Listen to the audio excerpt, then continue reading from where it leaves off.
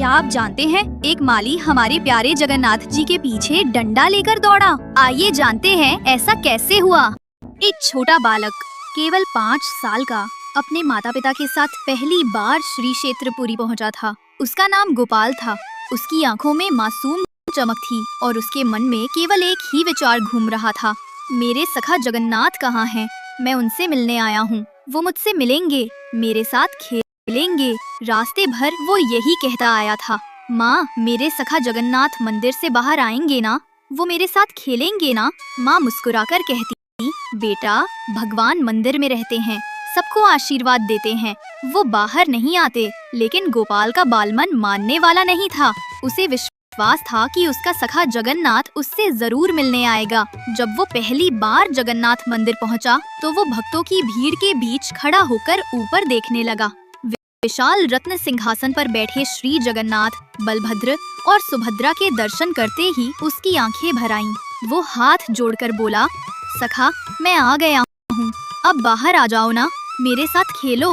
उसके आसपास खड़े लोग मुस्कुरा रहे थे।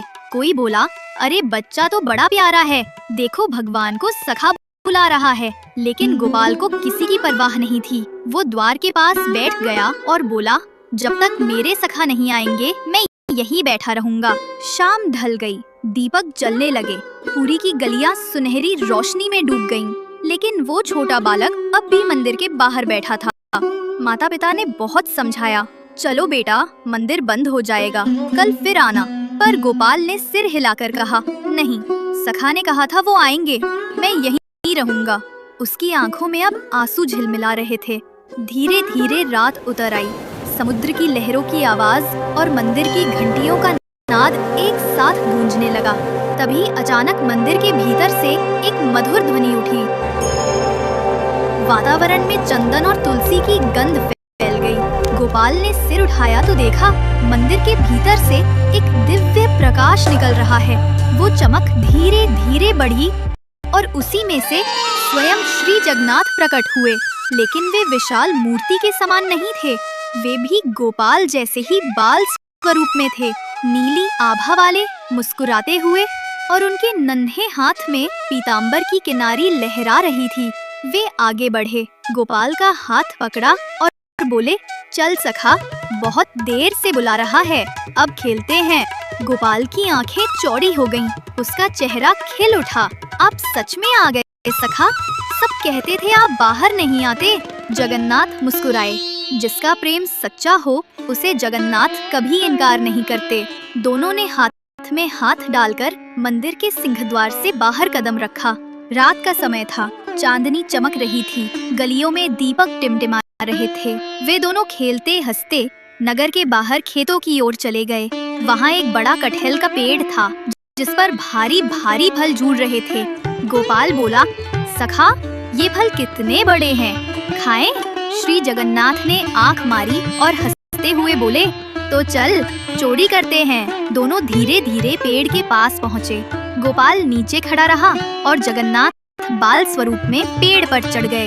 एक कटहल तोड़ा, नीचे गिराया और दोनों जोर जोर से हंसने लगे।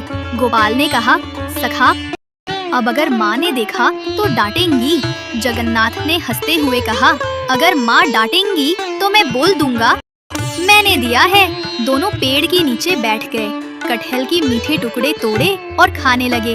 गोपाल के होठों पर रस लग गया तो जगन्नाथ ने अपनी छोटी उंगली से पोंछ दिया।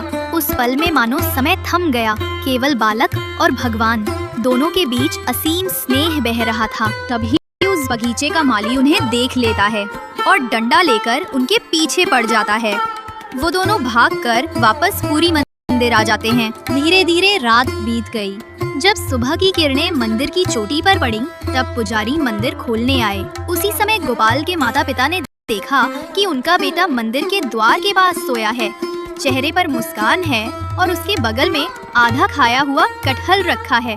वे बोले, बेटा ये कहाँ से आया? गोपाल ने उनींदी आवाज में कहा, सखा जगन्नाथ मेरे साथ खेले थे, उन्होंने कटहल तोड़ा था। माँ ने कहा, बेटा तुमने सपना देखा होगा।